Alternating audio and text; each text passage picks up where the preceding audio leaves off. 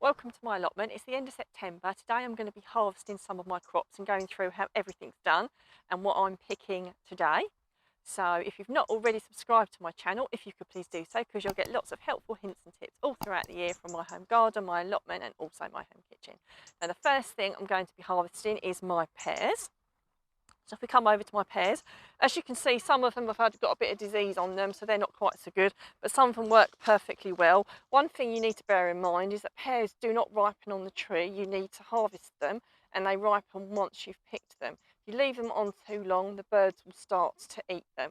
One way to quicken up the ripening process is actually to cook them, and it does exactly the same thing. So if you want to eat them sooner before they've actually ripened, then you can just cook them and that will do exactly the same thing.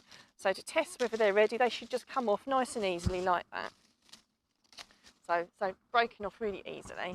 And like I say, I've left them on too long myself in the past, and the birds have taken a nip out of virtually every single one. So I'm getting these off good, and you can hear the birds chirping away thinking, crikey, she's got there before us this year. So it's probably about the first time I've harvested them without the birds having a little bit of a nip as well. So obviously just gently break them off. And I've got a basket and I've got a box as well, which I've brought up with me, because actually you kind of think September and October there's not that much up at the allotment, but you'll actually be really surprised, and you might pick off more this month and next month than you've even picked off in the summer months, because everything's coming to fruition. So I'll pick the rest of those off later. So let's move around to see what else I've got. Unbelievably, I've still got blackberries and raspberries, which is absolutely fantastic. So I will be picking a few of those, not quite so many as I had before, but I've still got a decent amount to be having with my breakfast each morning. So that's really fantastic. So the apples are looking good on there as well, but they need a wee bit longer. They're not quite ready yet, but I will be bringing those off quite soon as well.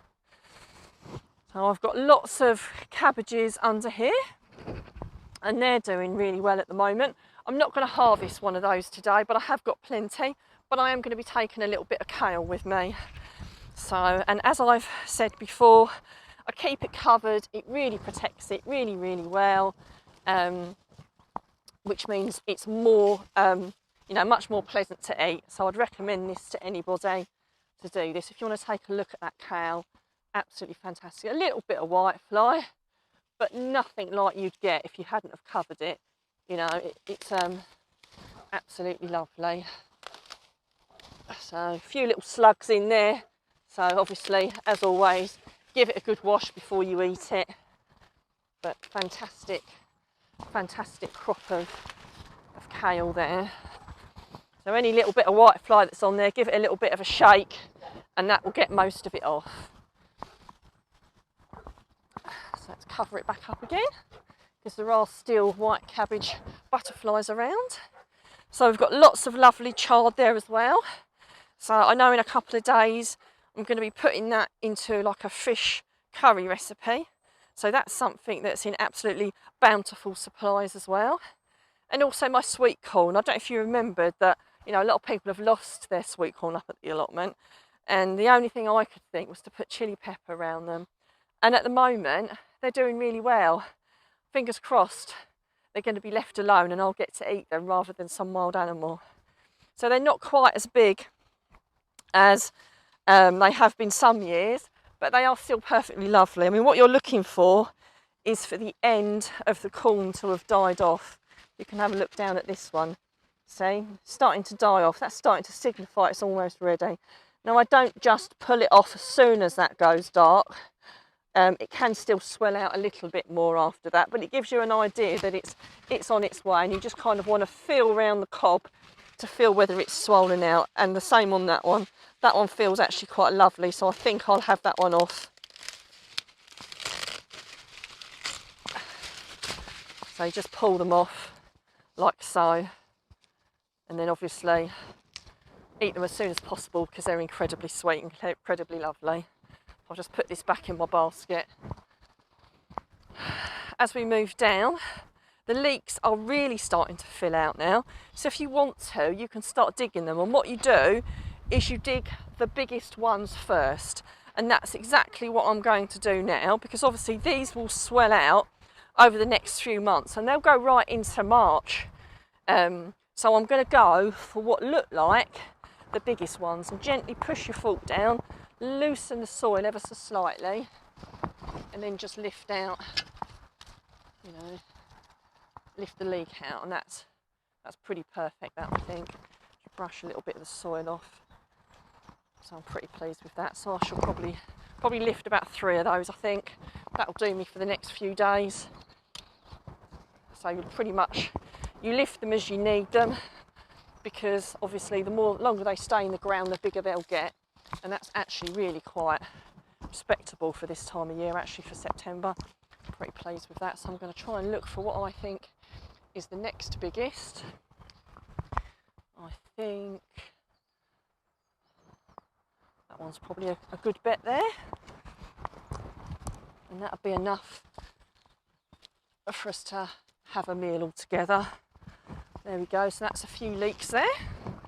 If we come round to the Cape gooseberries, they're still not filling out enough, so I really don't know whether these are going to come to anything. I can feel the little fruits just inside the pods there. We've had a lot of rain actually the last couple of days, so I'm hoping they're going to swell out. They need to get to the size of a small tomato really, and the inside of there, they're nowhere near that size yet, unfortunately, so fingers crossed we do actually get some. But hey ho, it's just the way it goes. So I've got my dahlias over here, and I will be cutting some of those before I leave.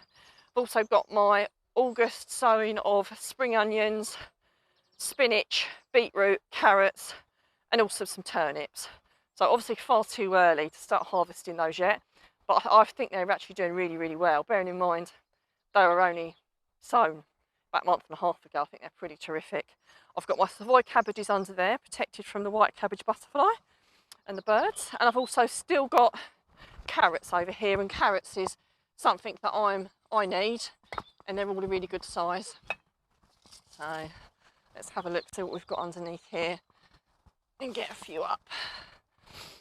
I'll still leave it covered with the EnviroMesh because it really does help to stop the carrot fly. So let's get some out. Wow, they're pretty cool, I think. Pretty pleased with those. So obviously some of them aren't quite as big as the others, but you know, it's not a bad size at all. So in fact, I'll take that whole bunch there, I think. That'll do me for the next few days. So, not had a bad harvest at all of carrots this year, if I'm honest with you. And like I say, the EnviroMesh really does help, stops the white carrot fly, and also other predators from having a go at it as well. So it's a really easy thing just to hold down with a few bricks.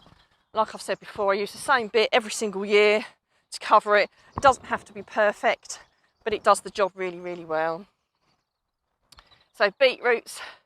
I've got a nice lot of beetroots in there. I've actually got enough beetroots for myself this week. I've still got some left, so I'm not going to harvest anymore. I could probably start harvesting my parsnips, but I normally wait to the first frost.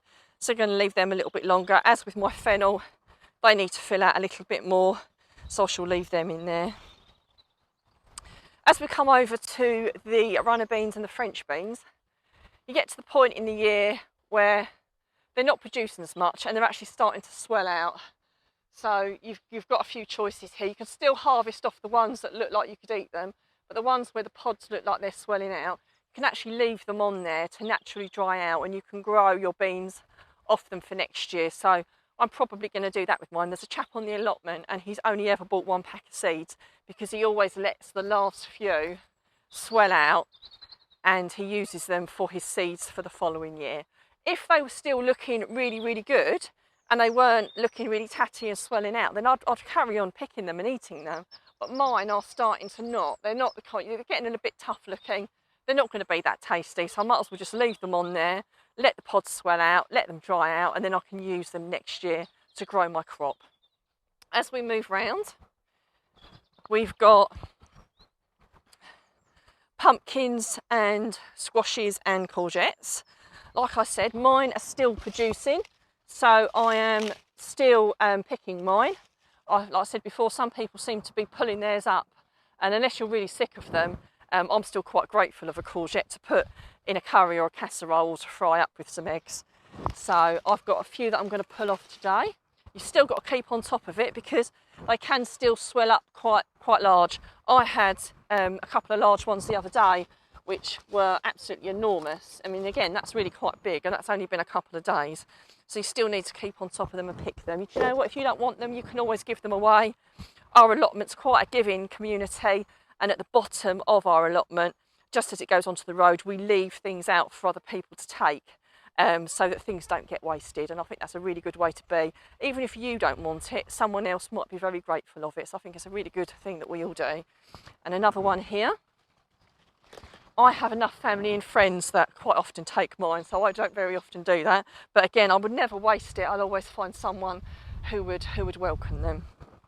So, and when it comes to the pumpkins, I'm going to start cutting some of these off and taking them home. If the stems have really died off, these can come off, and I'll put these out in my garden to finish drying out. So these ones here, I'm going to get my secateurs and I'm going to trim these off, put them in my box, and like I say, put them out in my garden and let them dry out. But the ones where the stems are still green, like this one and this one, I'll leave them on the plant until the stems have died off because they're not quite ready to cut yet. If I cut them now, they might be more likely to rot, and I don't want that. I want them to store all throughout the winter so they can feed me through the winter months. The hunger gap, you'll be very grateful of them then.